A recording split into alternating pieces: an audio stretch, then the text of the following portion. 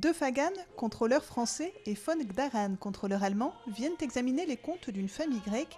L'histoire se passe en 1898, dans une Grèce en pleine banqueroute. Un petit goût de déjà-vu ? Il s'est passé exactement la même chose qu'aujourd'hui. La seule différence, c'est que dans la pièce, on parle vraiment de faillite, alors qu'aujourd'hui, on ne mentionne pas ce mot. Mais en réalité, il s'agit de la même situation. Et c'est le même fonctionnement de contrôle et de visite d'officiers étrangers qui viennent superviser l'État grec.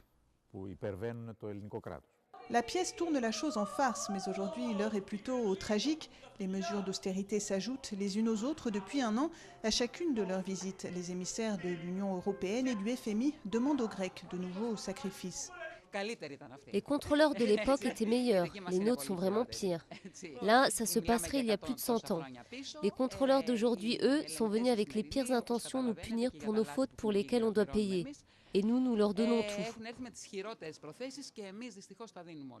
Il y a un an, le Premier ministre grec, Georges Papandréou, s'en remet officiellement à l'aide internationale pour éviter la faillite. Après des décennies de croissance euphorique, le pays est finalement rattrapé par son passé. Car au début du 19e siècle déjà, lorsqu'ils ont lutté pour leur indépendance, les Grecs avaient largement emprunté auprès de créanciers privés européens.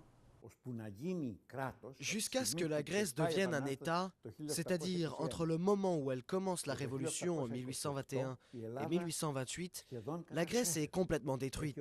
Or, elle a ses emprunts qu'elle n'a aucun moyen de rembourser. C'était comme un péché originel qu'elle porte sur ses épaules depuis sa naissance. La Grèce est née avec une dette.